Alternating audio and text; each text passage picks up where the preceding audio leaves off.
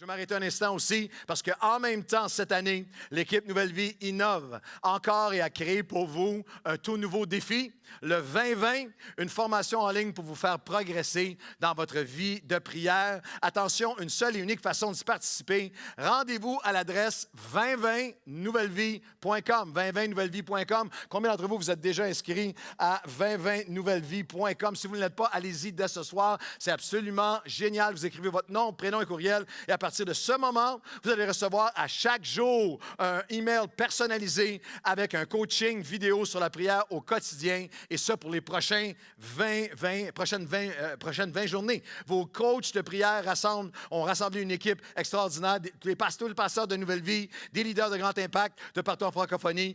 Moi, je participe, pasteur. Mon épouse Chantal a fait un clip, vous allez le voir dans les prochains jours. Je n'ai pas de parti pris, mais c'est vraiment la plus belle sur la série.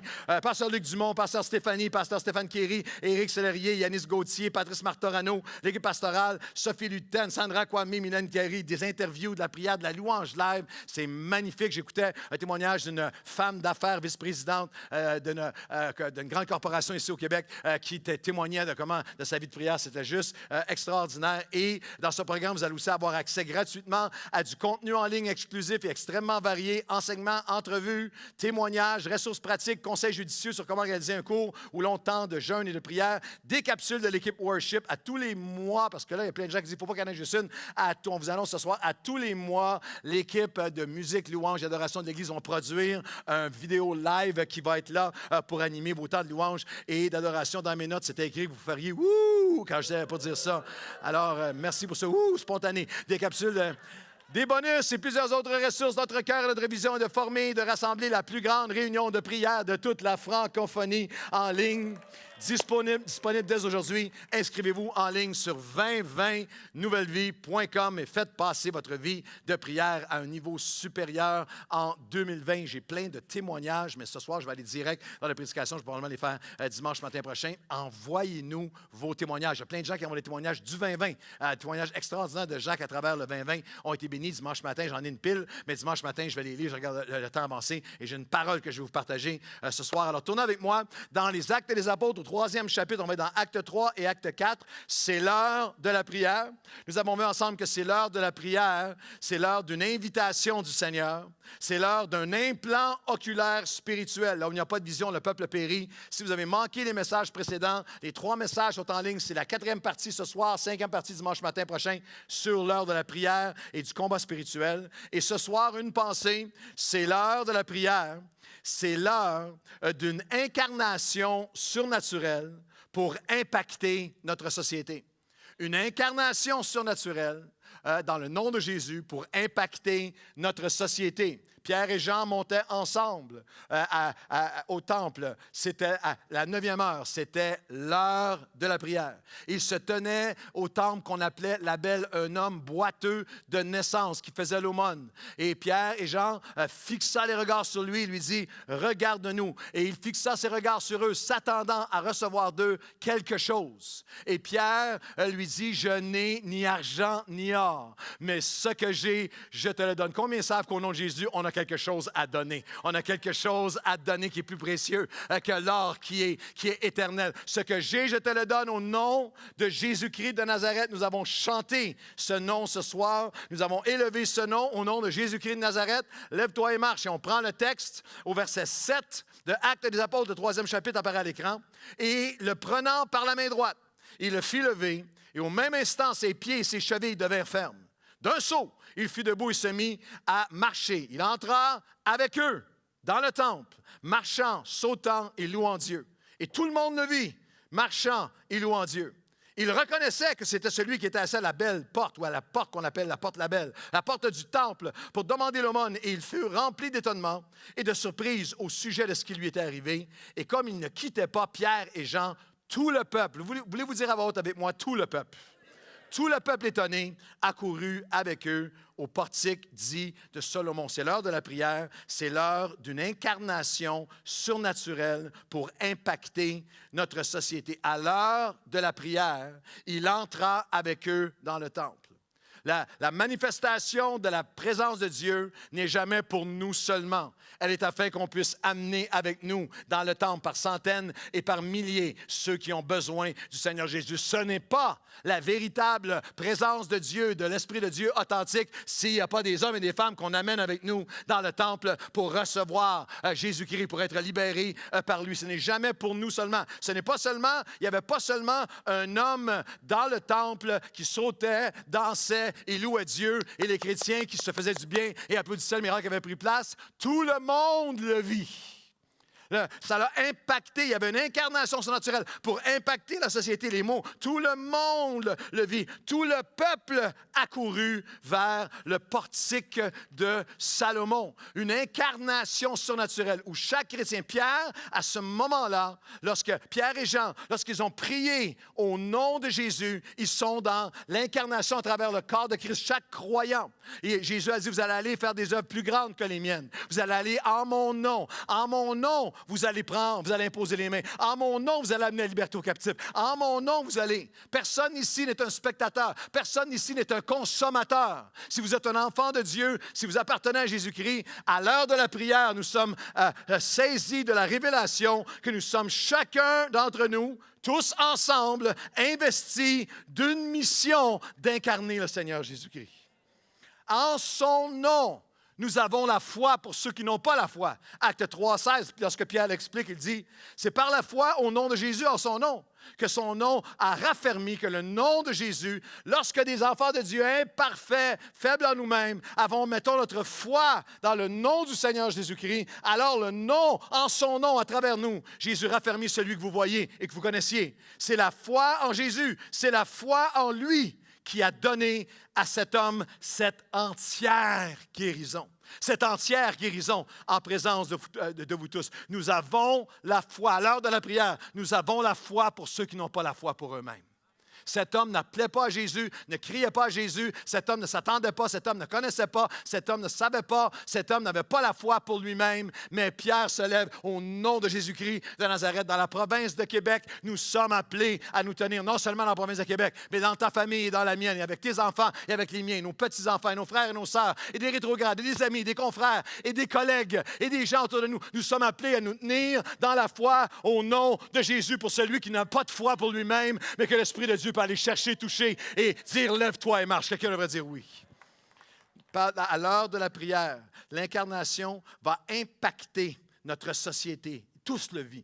Tout le peuple entier le vit. Alors que nous croyons ensemble pour des guérisons entières. Je priais et j'aimerais que cette prière puisse être dans votre cœur, sur vos lèvres. Seigneur, en 2020, nous prions pour des guérisons entières. Nous, à l'heure de la prière, nous croyons pour des guérisons entières. Des guérisons du corps, des guérisons de l'âme, des guérisons du passé, des guérisons de l'esprit, des guérisons de couple, des guérisons de famille, des guérisons de relations, des guérisons du passé, des guérisons entières au nom de Jésus.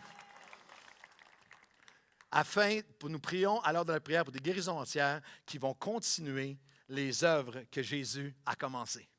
Actes des Apôtres, chapitre 1, versets 1 et 2. Théophile, j'ai parlé dans mon premier livre de tout ce que Jésus... Théophile, c'est un nom disponible pour toutes les femmes enceintes pour votre prochain fils.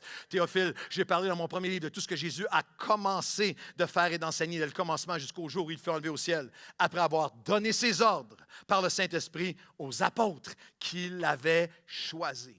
Les actes des apôtres, tels que les historiens au fil des âges les ont nommés, ne sont pas bien nommés. Les actes des apôtres ne sont pas... Le livre des actes n'est pas le livre des actes des apôtres. C'est les actes de Jésus à travers les apôtres. Luc a écrit l'évangile de Luc, bien sûr, à un homme qui s'appelle Théophile. Et si vous lisez le début de l'évangile de Luc, ce n'est pas comme les livres de l'époque, livres religieux ou même fantastiques, ou ce n'est pas un livre de légende. Ce n'est pas un livre qui commence, c'était une fois dans un pays lointain, puis qui finit, il fut heureux, il y a eu beaucoup d'enfants, dans une galaxie près de chez vous. C'est un livre où il dit, non, Théophile, je t'ai écrit parce que pour te raconter, selon les témoins oculaires, un récit de ce qui a pris place.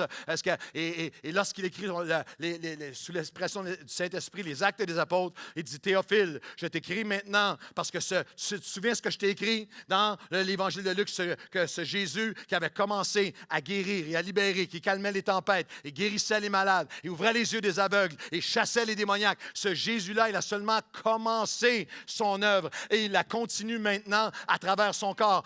Et Dieu s'est incarné en Jésus et Jésus s'incarne dans ses serviteurs, ses hommes, ses femmes, ses enfants. Théophile, c'est les choses que Jésus a commencé. Voulez-vous dire à voix haute, commencé? Si vous remarquez tous les autres épîtres, les actes, ce n'est pas un épître, c'est un récit. Lorsque vous lisez les épîtres du Nouveau Testament, selon leur coutume, ils terminaient tout le temps avec tu salueras lui et l'autre, tu prieras pour lui, salutations, grâce et paix, etc. Lorsque vous arrivez à la fin des actes des apôtres, acte 28, il n'y a pas de fin. Il n'y a pas de conclusion, il n'y a pas de salutation, parce que les actes des apôtres ne sont pas terminés. Jésus-Christ est le même hier, aujourd'hui et éternellement. Nous sommes l'incarnation de Christ à travers son nom. Nous écrivons le chapitre 29 et 30 et jusqu'à son retour, il continue d'agir à travers nous. À l'heure de la prière, nous réalisons que Jésus a seulement commencé. J'avais à cœur de dire à quelqu'un qu'à l'heure de la prière, nous réalisons que ce qui te semble la fin est en fait un commencement. Lorsque Jésus est mort à la croix, ils pensent que c'est la fin.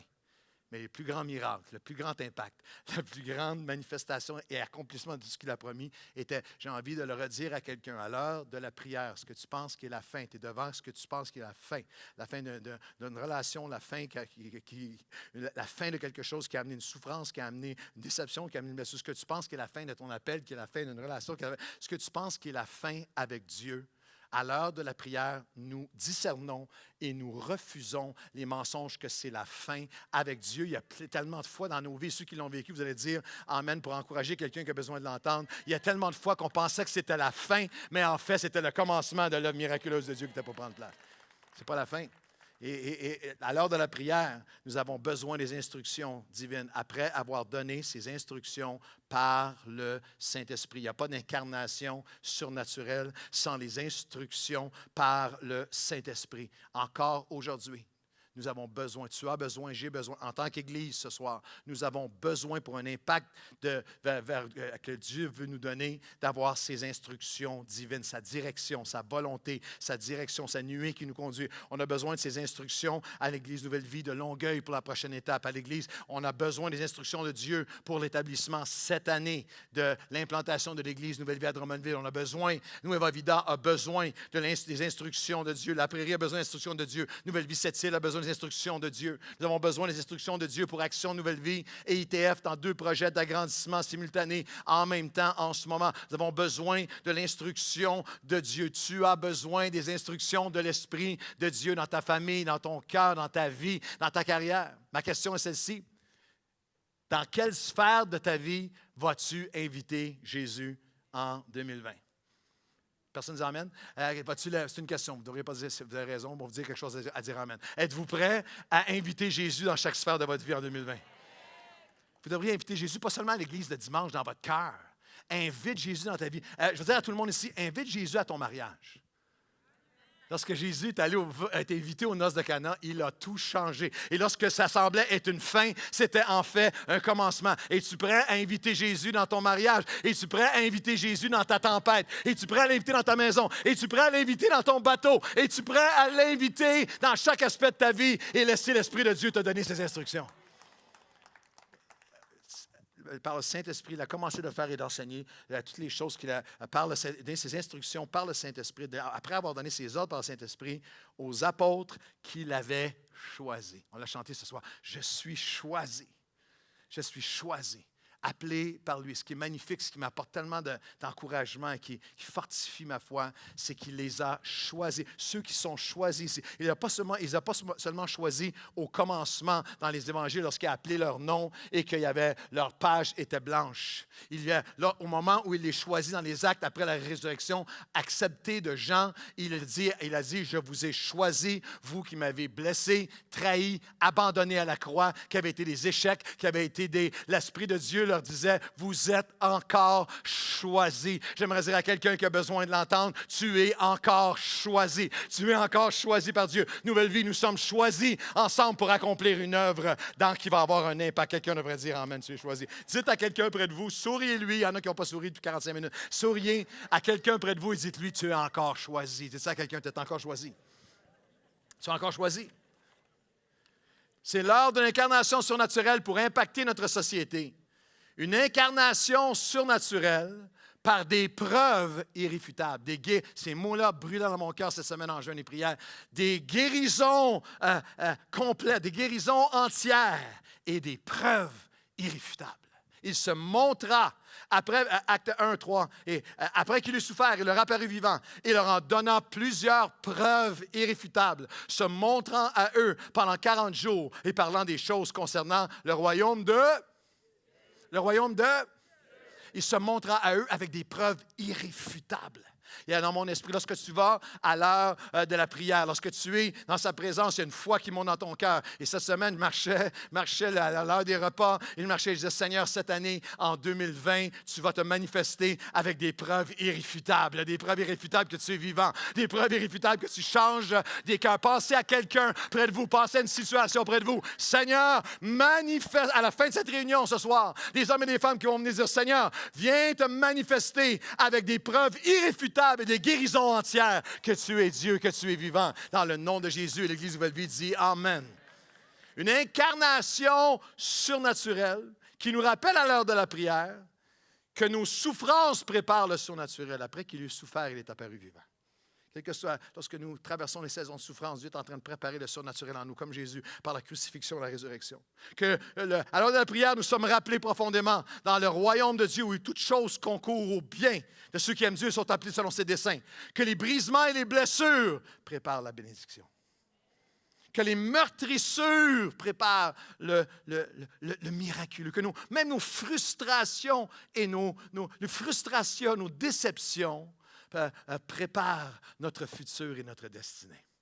Que littéralement, nos attaques les plus violentes vont préparer ces saisons où Dieu va apparaître vivant, où Dieu va se manifester. Et après, le peuple, à l'heure de la prière, le peuple de l'incarnation prie et il va expérimenter des preuves irréfutables. En 2020, des preuves irréfutables. À l'heure de la prière, nous revenons à son royaume. Remarquez ce que je vous ai fait le dire à voix haute. Il s'est montré à eux pendant 40 jours avec des preuves irréfutables en parlant des choses concernant le royaume de... Au verset 6, alors les apôtres réunis lui demandèrent, « Seigneur, est-ce que c'est maintenant que tu vas rétablir le royaume d'Israël? » Ils n'ont toujours pas compris. Ils n'ont toujours pas compris. Après 3 ans, ils sont encore dans mon royaume à moi, notre royaume à nous. Sans l'heure de la prière, tu pries Dieu pour ton royaume. Sans l'heure de la prière, tu es dans le Seigneur, bénis-moi, dirige-moi, mes plans, mes ambitions, mes affaires, mes timetables, mon temps, mes échéanciers, mes affaires, mon royaume. Dans ce qu'il disait, le royaume d'Israël, il parlait de « mets les Romains dehors, mets-nous en autorité ». Dans quelques chapitres auparavant, ils s'étaient ostinés, ils s'étaient tous ensemble querellés à savoir qui va être à sa droite, qui va être à sa gauche pour renverser. Ils pensaient à un royaume temporel, un royaume de positionnement, un royaume de leur personnalité, un royaume éphémère. Et le Seigneur dit non, à l'heure de la prière. Lorsque tu es à l'heure de la prière, ce n'est plus mon royaume, mes affaires, mes plans. Des choses ont changé, des choses n'ont pas été comme tu voulais. Tu es un serviteur, tu es une offrande, tu t'es offert à lui. C'est pas ma volonté, c'est la tienne. C'est pas mon royaume, c'est le tien. À l'heure de la prière, on est consumé par le royaume de Dieu et sa volonté dans chacune de nos vies à travers nous. À l'heure de la prière. Alors, à l'heure de la prière, il y a cette incarnation au nom de Jésus. Regardez la séquence qui amène un impact. Tout le peuple, tous le vit, un impact dans la société. Une incarnation, il y a un impact, mais il va toujours... Est-ce que vous savez, lorsqu'on arrive à la fin du chapitre 3, lorsqu'on arrive tout de suite après le miracle qu'on vient de décrire, le boiteux et tout ce qui vient d'être décrit, l'explication, l'appel où l'apôtre Pierre fait l'appel, ils ont le cœur vivement touché, ils sont sauvés, 3000 sont convertis. Est-ce que vous savez ce qui arrive tout de suite après? Il y a une séquence. La séquence d'incarnation, qui est la même aujourd'hui. Impact, qui va être suivi toujours par interdiction. Combat spirituel. Opposition. qui doit être suivi de notre part par intercession. Alors vous avez l'incarnation au nom de Jésus-Christ de Nazareth qui amène un impact. Tous le vivent. Tous se rassemblèrent autour d'eux. Tous entrèrent dans le temps. Ils étaient là au portique de Salomon, on va le lire dans un instant, qui amène une interdiction qui est spirituelle pour essayer d'éteindre l'œuvre de Dieu, qui amène une réaction du peuple de Dieu d'intercession qui vont amener des interventions qui vont multiplier l'impact. Acte 4, chapitre 1 à 4, voici ce qui arrive exactement après. Tout de suite après, tandis que Pierre et Jean parlaient au peuple, survinrent les sacrificateurs, le commandant du peuple et les Sadducéens, mécontents. Au début, ils étaient étonnés, surpris. Là, c'est mécontents de ce qu'ils enseignaient le peuple et annonçaient la personne de Jésus et la résurrection des morts. Mécontents de ce qu'ils simplement annonçaient la personne de Jésus. Ils mirent les mains sur eux, les jetèrent en prison jusqu'au lendemain, et c'était déjà le soir. Et là, il y a un cependant très important. Et cependant, beaucoup de ceux qui avaient entendu la parole crurent, et le nombre des hommes, à part des femmes et des enfants, était maintenant d'environ 5 000. Tous les historiens disent que dans cette première année de l'Église, et là on est dans les premiers mois, il y avait 15 000 personnes à Jérusalem qui étaient chrétiens, alors qu'il y avait cette persécution de plus en plus intense. Acte 4, 1 à 4, vous avez cette espèce de... Il y a un mépris et il y a une menace. Dans les versets suivants, on les interdit, on les emprisonne, et 2000 ans plus tard, c'est la portion souvent que dans tous les discours de « le réveil va venir », etc., dans tous les discours de « regarde comment Dieu bénit, comment ça avance, comment ça grandit », il peut y avoir une espèce de suspension de notre... À l'heure de la prière, on est ramené au fait qu'il y a un combat spirituel, qu'il y a une opposition, qu'il va y avoir un mépris, il va y avoir des menaces, il va y avoir une interdiction. C'est quelque chose qui prend place partout dans le monde contre l'Évangile de Dieu. J'hésitais à vous en parler, mais j'ai regardé juste avant la réunion, on est rendu à plus de 400 000 téléchargements d'un humoriste français qui a, en live à la radio nationale, une radio qui est subventionnée par le gouvernement français, a joué une chanson qui s'appelle « Jésus est pédé ». Et je ne peux pas dire les mots qui sont dans cette chanson-là. Je m'adresse à des adultes ce soir. Je ne peux pas dire la vulgarité, l'élément blasphématoire de cette chanson-là. De parler avec tout un groupe d'animateurs qui rient, qui gloussent et qui rient et qui se moquent, et lui qui chante Jésus est pédé, et qui parle de sexe anal et de fellation de Jésus, de ses disciples et de tout ça pendant sa chanson, des centaines de milliers de personnes. Et lui, maintenant, et on le défend à travers la France. Il y a toute une controverse, mais lui se défend au droit au blasphème. On a le droit au blasphème. Croyez-moi, il y a personne, il y a des choses que le monde séculier se permet contre le nom de Jésus qui ne se permettrait jamais contre d'autres. Croyez-moi, il ne fera pas cette chanson-là sur Mohamed et l'islam. Je ne dis pas qu'il devrait la faire, je dis qu'il ne le fera jamais. Il y a un mépris qui est là. Et lorsque nous ne sommes pas à l'heure de la prière, il y a plusieurs réactions. Il y en a qui sont indifférents à tout ça. Le monde est comme ça. Il y en a d'autres que l'Église se retourne sur elle-même dans une espèce de bunker. Ah, le monde est méchant dehors. On va rester entre nous. Mais à l'heure de la prière, il y a quelque chose qui monte en nous. Seigneur, c'est ton nom.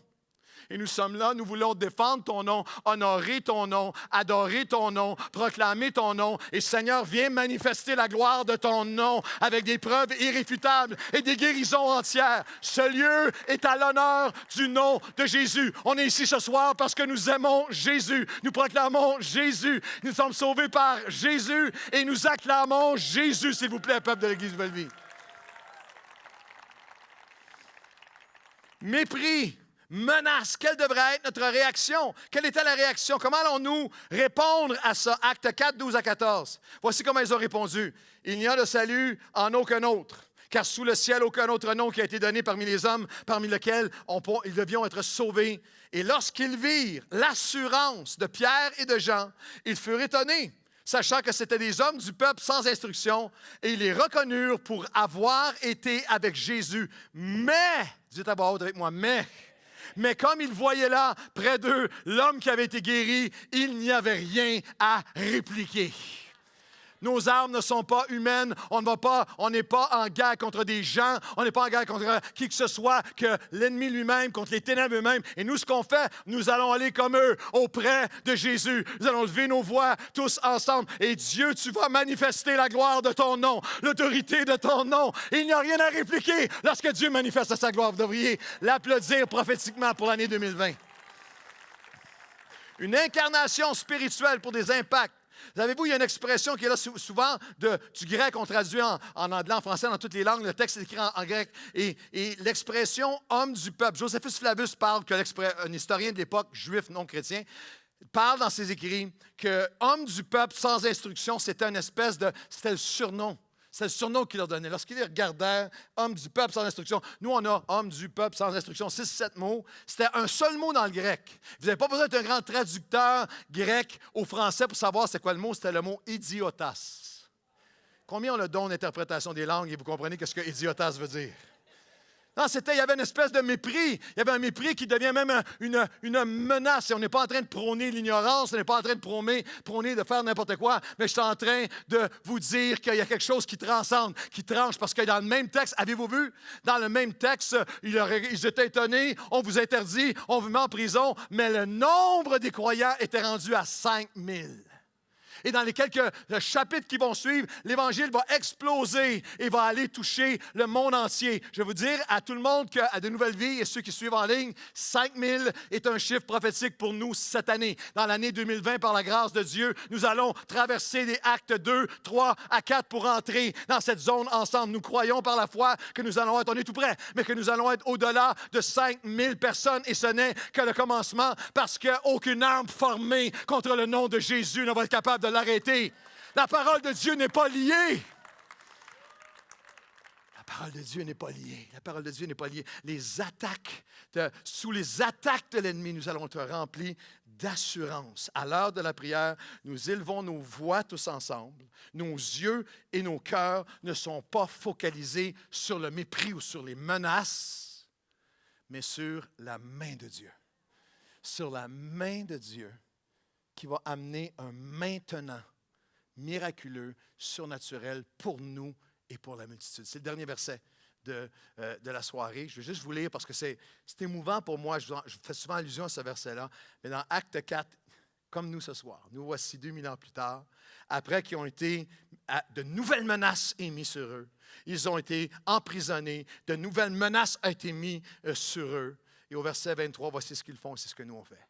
Après avoir été relâchés, ils allèrent vers les leurs et racontèrent tout ce que les principaux sacrificateurs leur avaient dit. Et lorsqu'ils eurent entendu, ils élevèrent à Dieu la voix, tous ensemble. Merci Seigneur qu'il y a encore des centaines et des milliers de personnes en une semaine, ici à Longueuil, qui viennent, et à la Prairie, et à Drummondville, et Seigneur, partout où ton nom est élevé dans cette province. Mais merci qu'il y a encore un peuple sur cette planète qui élève la voix tous ensemble. Que lorsqu'il y a menace, lorsqu'il y a mépris, lorsqu'il y a tous ces mouvements qui peuvent vouloir s'élever contre le nom de Jésus, nous venons et nous disons, Seigneur, maintenant, nous élevons nos voix tous ensemble. Et lorsqu'ils eurent élevé la voix tous ensemble, ils dirent, c'est ce que nous disons ce soir dans un instant de prière. Seigneur, toi qui as fait le ciel et la terre et la mer et tout ce qui s'y trouve, toi qui dis par le Saint-Esprit, par la bouche de notre Père. Là, il parle d'une prophétie qui a été écrite 700-800 ans auparavant. Notre Père, ton serviteur David, pourquoi ces tumultes, plus que 800 ans, pourquoi ce tumulte parmi les nations et ces vaines pensées parmi les peuples? Les rois de la terre se sont soulevés et les princes se sont ligués contre le Seigneur, contre ton roi, contre Jésus. En effet, contre ton saint serviteur Jésus, que tu as choisi, que tu as oint, sur lequel tu as mis ton esprit. Hérode, Ponce Pilate se sont ligués dans cette ville avec les nations, avec les peuples. Hérode, Ponce Pilate, dans cette ville, les peuples, les nations. Afin de faire quoi? Afin de faire tout ce que ta main, ô Dieu, et ta volonté avaient préparé d'avance. Et maintenant, Seigneur, vois leurs menaces et donne à tes serviteurs d'annoncer la parole avec une pleine assurance en étendant ta main, du mépris à la menace à sa main, pour qu'il se fasse des guérisons, des miracles et des prodiges par le nom de ton saint serviteur Jésus. À l'heure de la prière, nous sommes frappés par remplis d'une fraîche révélation. Il a tout créé, il n'y a rien hors de son contrôle. Seigneur, toi qui as tout créé, sur toute cette terre, tout ce qui s'y trouve, cette fraîche révélation, il a tout créé, rien n'est hors de son contrôle. À l'heure de la prière, on transcende, on passe, on gradue des menaces à sa main. Tu as tout créé, il n'y a rien hors de ton contrôle. Il a tout annoncé, prédit et prophétisé. Il n'y a rien qui le surprend ou le dépasse. Tout ce qui arrive en ce moment, tu l'avais prophétisé à travers ton serviteur David il y a des siècles et des siècles. Tout ce qui nous arrive maintenant, aujourd'hui, demain, après-demain, jusqu'à ton retour, rien ne te surprend. Beaucoup de choses nous prennent, nous, par surprise, nous dévastent, nous font baisser les bras. Mais lorsque tu viens à l'heure de la prière, ce n'est plus la menace ou le mépris ou un mouvement qui vient contre toi, qui occupe ton cœur et tes pensées. C'est sa main qui avait tout préparé d'avance. Les plus grands de l'époque, Hérode et Pilate et les peuples et tout ça, dans toutes leurs agitations, étaient seulement de l'eau dans les mains de Dieu. Toutes choses concourent au bien. Ce qui a pu s'élever contre toi, accroche-toi à lui et sa main va le tourner à sa gloire et à son honneur. Il n'y a rien qui est hors de son contrôle. Il a tout créé. Rien n'est hors de son contrôle. Il a tout annoncé, prédit, prophétisé jusqu'à son retour. Rien ne le surprend. Et il a toujours un plan que rien ni personne ne peut arrêter. Des menaces à sa main au maintenant.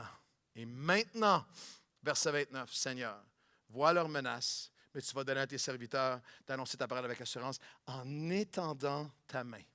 C'est seulement à l'heure de la prière que sa main prend la place dans nos cœurs, que sa main devance, que sa main devient plus réelle pour nous que les menaces.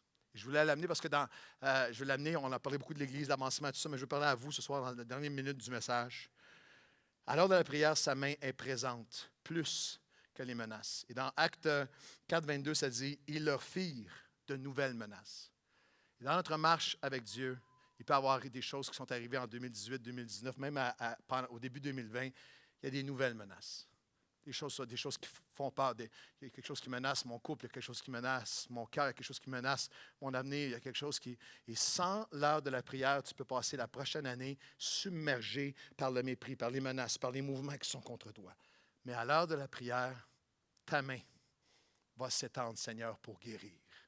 Ta main va s'étendre dans le nom de ton serviteur Jésus. J'invite l'équipe d'adoration à venir me rejoindre. Ta main va s'étendre dans le nom de ton serviteur Jésus pour guérir. Ta main va s'étendre aussi pour nous remplir à nouveau. Et après qu'ils eurent prié, le lieu où ils étaient assemblés trembla. Seigneur, nous, on n'est rien. On se sent parfois tellement faible, mais ensemble, nous avons puissance et autorité d'élever nos voix ensemble. Et toi, tu vas faire trembler les ténèbres. Tu vas faire trembler tous ceux qui sont contre toi. Je déclare prophétiquement que la ville de Longueuil et que partout où notre pied va fouler va trembler. Que les ténèbres vont trembler cette année. Que le lieu où on est assemblé va trembler sous l'onction et la puissance de Dieu alors qu'on vient à l'heure de la prière. Est-ce que vous le croyez ce soir? Ah, le lieu où ils étaient assemblés trembla. Et la Bible nous dit alors, et ils furent tous remplis du Saint-Esprit. Actes chapitre 2, ils ont été remplis du Saint-Esprit avec une telle réalité. C'est la Pentecôte, c'était tellement puissant, tellement miraculeux. Et à travers le chapitre 2 et le chapitre 3 de leur vie, à l'heure de la prière, ils avaient une humilité de dire, « Oh non, on a besoin d'être remplis encore, Seigneur. On a besoin d'être remplis de toi. » L'humilité. C'est-à-dire, ce soir, j'ai besoin, cette année, en ce début d'année, quels que soient les chapitres 2 que j'ai eu dans ma vie, les remplis que j'ai eus dans mon passé, j'ai besoin d'être rempli. Après 35 ans et plus de ministère, croyez-moi, votre pasteur et notre équipe, nous sommes devant Dieu, nous disons merci pour tout ce que tu as fait et on te demande de nous remplir à nouveau, Seigneur. Remplis-nous à nouveau. L'esprit que ce ne soit pas ni la menace, ni le mépris, ni les mouvements contre nous, ni le malin contre nous. Cette année, Seigneur, c'est nos yeux, nos cœurs, nos pensées, notre foi est sur ta main, plus puissante que tout ce qui vient contre nous. Ta main qui va nous donner des moments maintenant. Merci pour 2019, mais 2019 est passé. Merci pour 99 et 89 et nous avons besoin de moments maintenant. Maintenant, en 2020, tu vas nous remplir. Maintenant, ta main va encore s'étendre pour guérir. Et encore en 2020, ta main va s'étendre pour nous unir. Pour nous unir. Et la multitude de ceux qui avaient cru n'était qu'un cœur et qu'une âme. Je ne sais pas si vous avez, en tant que croyant, je m'adresse à tous les chrétiens de Nouvelle Vie, je ne sais pas si vous priez pour ça. Mais je vous demande de prier pour ça. De ne pas prendre à la légère l'unité de l'Église. 27e année, pas de division, et avec les défis qui sont devant nous et l'impact dans notre société que nous allons avoir, tous vont accourir. Tous vont accourir. Et il y a une percée à travers nouveaux bâtiments pour ITF, nouveaux bâtiments pour Action Nouvelle Vie, à travers 5 000 et plus, à travers l'implantation de Drummondville. Est-ce que vous savez qu'il y a 150 175 000 personnes autour de la ville de Drummondville? On s'en va planter un drapeau au nom du Seigneur Jésus-Christ. On s'en va raviver une source d'eau qui va... quelqu'un devrait applaudir ce que Dieu va faire à Drummondville. Mais pas juste applaudir. Applaudir, oui. Serrer les coudes. Il faut qu'on soit ensemble cette année. Il faut que par l'Esprit de Dieu, la multitude des milliers de nouvelles vies, nous soyons un cœur, une âme, unis ensemble, la main de Dieu qui s'étend. Et que Dieu va... Je termine avec, alors qu'on a cette soirée où on a nos leaders de groupe qui sont ici. Juste vous rappeler que le texte dit, quand ils ont prié, le lieu où ils étaient assemblés trembla. Est-ce que vous savez c'était quoi le lieu? C'était pas un temple, c'était pas une église avec 2500 places, un stage et des spots. C'était le lieu où ils se tenaient d'ordinaire. Acte 1:13 nous dit, dans le lieu où ils se tenaient d'ordinaire. Acte 1:13, tout le mouvement chrétien au complet, la résurrection de l'Église chrétienne qui a changé l'histoire du monde, commence, Acte 1:13. Quand ils furent arrivés, ils montèrent dans la chambre haute. C'était une pièce, c'était la maison de quelqu'un, c'était l'étage de quelqu'un, c'était le deuxième étage de quelqu'un. Quand ils furent arrivés, ils montèrent dans la chambre haute où ils se tenaient d'ordinaire. Combien savent qu'à l'heure de la prière, Dieu change l'ordinaire en extraordinaire?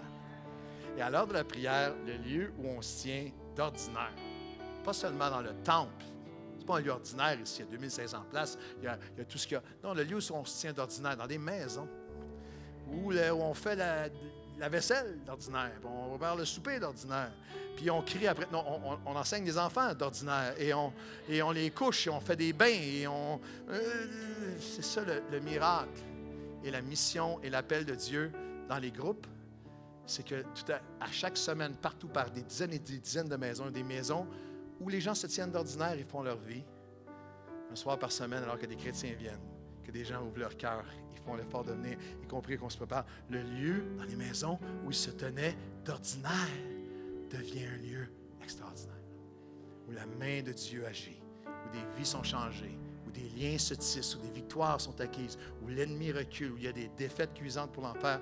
Et dans ce lieu-là, chaque nom compte. Voulez-vous dire à voix haute avec moi, chaque nom compte? Pourquoi? Pourquoi Luc, docteur Luc, historien Luc? Pourquoi tu prends la peine 2000 ans plus tard de nous dire que dans le lieu où se tenait la chambre haute, cette pièce-là, où se tenait d'ordinaire, il y avait Pierre, il y avait Jean, il y avait Jacques, il y avait André, Philippe, Thomas, Barthélemy, Matthieu, Jacques, fils d'Alphée, Simon le Zélote, Jude, fils de Jacques. Pourquoi tu dis fils de? Parce qu'il y avait bien des Judes, puis il y avait bien des, puis il va être sûr que tu saches c'est lequel. C'était Jacques, c'était pas Jacques Loignon, c'était Jacques, fils d'Alphée. C'était pas Simon Beauséjour, c'était Simon le Zélote. C'était pas Jude Baudouin, c'était Jude, vous me suivez? Le fils de Jacques. Et tous, d'un commun accord, persévéraient dans la prière avec les femmes, Marie, la mère de Jésus, les frères de Jésus. J'aimerais dire ceci. Le lieu où s'est assemblé, c'est le temple, et Dieu va manifester sa puissance cette année ici. Mais Dieu va le manifester également dans le lieu où se tenait d'ordinaire, dans des dizaines et dizaines de maisons partout sur la rive sud et à Montréal, où des hommes et des femmes vont appeler à lui. Et je veux dire à chaque leader qui est ici, à chaque personne qui va à un groupe, chaque nom est précieux pour Dieu. Vous avez déjà vu cette photo-là auparavant, mais il y a un nouveau développement. C'est comme un feuilleton. À mesure que mes années passent, il y a des nouvelles affaires qui s'ajoutent. C'est la photo de mon premier groupe. Moi, c'est le groupe à droite. Je suis à droite avec la moustache. Et elle va remarquer que les moustaches reviennent. Ça s'en vient. On revient là, en force. Alors, ce groupe qui est là, c'était mon premier groupe maison chez M. Aimé et Denise Bégin à Laval. J'avais 18 ans. Puis ils m'ont accueilli. J'avais donné ma vie au Seigneur. Et c'était vraiment une petite église et tout ça. Aujourd'hui, c'est difficile à comprendre un peu comment toutes les choses se faisaient, mais je me suis retrouvé leader du groupe, moi, alors que j'étais sauvé depuis 7-8 mois. Puis on prenait la prédication du dimanche du pasteur, puis on en parlait, puis on priait ensemble, on n'avait pas de musique, on n'avait rien. Puis au début, le groupe au complet, j'ai trop long expliqué comment je me suis retrouvé là, mais c'était tout du monde qui n'était pas chrétien. Mais dans ce groupe-là, dans le lieu où ils étaient assemblés, où on se retrouvait d'ordinaire. Puis Mme Bégin était une super bonne cuisinière. Fait que la réunion commençait à 7h30. Moi, j'arrivais toujours vers 6h. Et elle me servait à souper. Oh boy, c'est vrai, je suis plus de bonne heure, j'ai pris l'autobus. Assis-toi. Assis-toi, Claude. Et là, je mangeais, puis Mme Bégin, c'était une cook. Puis quand tu jeûnes, tu aimes ça parler de nourriture. C'est pour ça que ce soir, c'est ça que je fais. Alors, et là, la réunion commençait, puis et dans cette maison-là, M. et Mme Bégin, Aimé et Denise, ont donné leur vie au Seigneur. Et non seulement ça, mais ça fait 40 ans qu'ils servent Dieu. Et les deux ont servi Dieu. Et on a toutes sortes de choses. Hein? Ils ont, entre autres, pendant au moins près d'une vingtaine d'années, à travers Option Rive-Nord, ont été servis des déjeuners et des dîners dans des écoles. On fait toutes sortes de choses extraordinaires. Ça a commencé dans cette maison-là. Ça, c'était les parents. Dans cette maison-là, il y a les parents qui sont venus au Seigneur. Dans cette maison-là, il y a un gars qui est là, qui est Robert, qui est au milieu, qui était mon ami, j'ai conduit au Seigneur. Et il a marié Monique, qui est devenue chrétienne aussi. Et Monique est maintenant pasteur à l'église de Portail à Laval. Formidable. Dans cette maison-là, l'autre fille, c'était Nicole. L'autre fille, c'était Hélène. Elle a marié Jean-François. On voit Jean-François sur la photo. Hélène, c'était une jeune ado, énervée, disco, mais dans le groupe maison, elle a accepté le Seigneur. J'étais là et j'ai conduisé la réunion et elle est maintenant la directrice générale de l'Institut de théologie pour la francophonie. C'est Mme Hélène Réaume, que tous les étudiants aiment et craignent. C'est Mme Hélène Réaume. Dans cette maison-là, il y avait Nicole. Nicole, autant Robert était toxicomane auparavant et suicidaire. Ça fait 40 ans qu'il marche avec Dieu, puis il est marié avec Monique, qui est pasteur à Laval. Nicole avait des liens sur sa vie. C'est là pour la première fois à 18 et 19 ans que j'étais face à face avec le monde des ténèbres, avec des liens suicidaires, avec des liens de destruction, puis avec la peu de connaissance de ce qu'on avait. Je priais pour elle des fois, puis je peux le dire parce qu'elle a déjà témoigné des fois où à minuit, 1h du matin, on est allé la porter, cogner à la porte de chez Pasteur Sam parce que là, on a besoin d'un miracle. Et Nicole a été tellement libérée, transformée, changée, radieuse, serve Dieu dans l'Église depuis toutes ces années. Puis elle a marié Christian, qui est sur la photo. Et Christian, lui, a été un ancien, un diacre, a servi le Seigneur, musicien, dans la louange, dans l'adoration à l'Église de Laval. Mais en plus de ça, Christian et Nicole, ils ont eu des enfants. Et cette année, dans ma classe, à l'ITF, j'ai le fils de Christian, qui est écrasé là dans le coin. Le fils de Christian est un étudiant dans ma classe à l'ITF pour devenir un pasteur et servir le Seigneur dans le ministère. Qu'est-ce que Dieu pourrait faire dans le lieu où il se tenait d'ordinaire, à travers nos groupes Nouvelle Vie en 2020. Puis si vous dites un dernier grand Amen et Amen, je vais vous demander de vous lever et d'acclamer ce que Dieu va faire et peut faire. Pouvez-vous donner une main d'ovation au Seigneur dans le lieu où il se tenait d'ordinaire?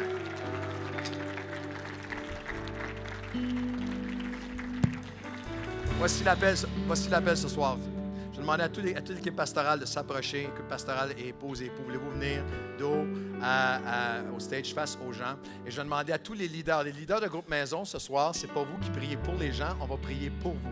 Je demandais à tous les leaders de groupe maison, premièrement, de s'approcher. Tous les leaders de groupe maison. Puis pendant qu'ils s'approchent, est-ce qu'on peut les applaudir alors qu'ils s'approchent ce soir? Allez, approchez-vous proche. Vite, venez-vous-en. Leader, continuez, vous êtes capable d'applaudir. Ils applaudissent un joueur de hockey pendant 5 minutes. Et vous les applaudissez.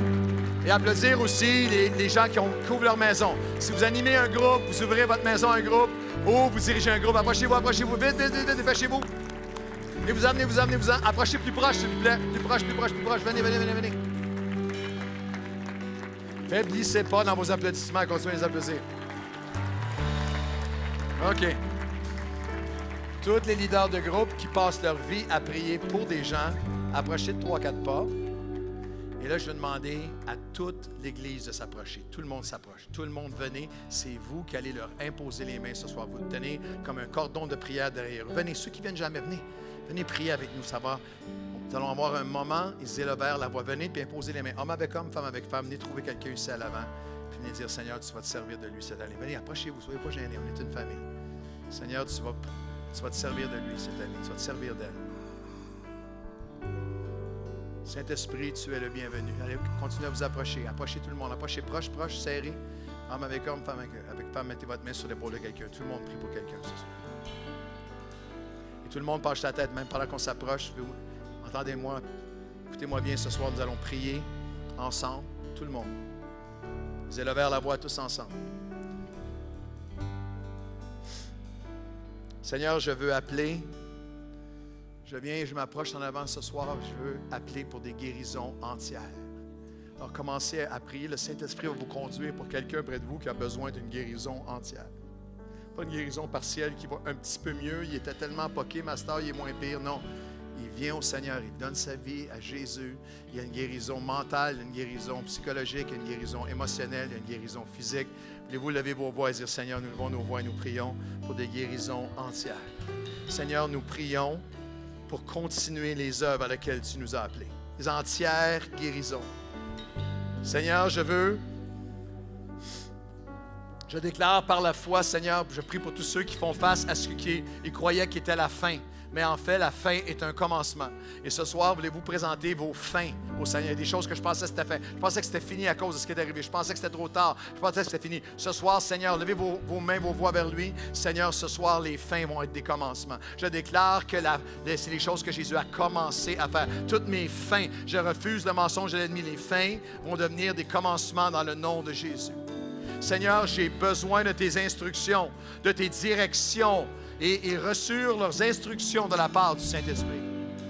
Et je t'invite dans ma maison, je t'invite dans mon travail, je t'invite dans mon ministère, je t'invite dans ma famille, je t'invite dans mes études, je t'invite dans mes émotions, je t'invite dans mes relations, dans mes fréquentations, je t'invite dans mon mariage, je t'invite dans mon bateau, je t'invite dans ma tempête. Seigneur, je t'invite, Esprit Saint, viens me conduire dans toute la vérité. Seigneur, je t'invite. Seigneur, je viens te manifester avec des preuves irréfutables. Il y a des gens dans ma famille, je suis à bout d'arguments, ça fait des années que je leur parle, c'est une discussion qui tourne en rond, ils ont besoin de preuves irréfutables que tu es vivant. Viens te manifester avec des preuves irréfutables dans notre maison. Je prie pour des gens qui ont souffert du mépris auprès de leur famille, qui les ont méprisés pour leur foi, se sont moqués d'eux pour leur foi, des enfants qui ont moqué des parents qui ont moqué des enfants, des frères et sœurs, des gens, Seigneur, des croyants qui sont ici, qui ont été meurtris par le mépris. Au nom de Jésus, vois leur foi et nous appelons en ton nom, donne des preuves irréfutables. Viens agir de manière irréfutable, que comme ceux qui étaient devant Pierre et Jean, qu'il n'y a plus rien à répliquer devant l'homme qui a été guéri. Au nom de Jésus, nous croyons en 2020 pour des preuves irréfutables. Seigneur, réponds au mépris et aux menaces et aux mouvements et au malin lui-même. Réponds par le miraculeux. Réponds par le miraculeux. Seigneur, au nom de Jésus, nous refusons la menace et nous te demandons, mets ta main sur nous. Ta main toute puissante et donne-nous un moment maintenant. Un moment maintenant qui va être pour nous. 2020, l'année du maintenant, l'Esprit Saint maintenant, les guérisons maintenant. Mais non seulement pour nous à l'intérieur, un homme qui saute et danse qui est guéri, mais toute la multitude, toute la ville de Longueuil, toute la ville de Drummondville, toute la ville de la Prairie, toute la ville de Montréal vont voir. Et Seigneur, viens, Saint-Esprit, viens nous remplir à nouveau et que le lieu où on est assemblé puisse trembler. Saint-Esprit, tu es le bienvenu.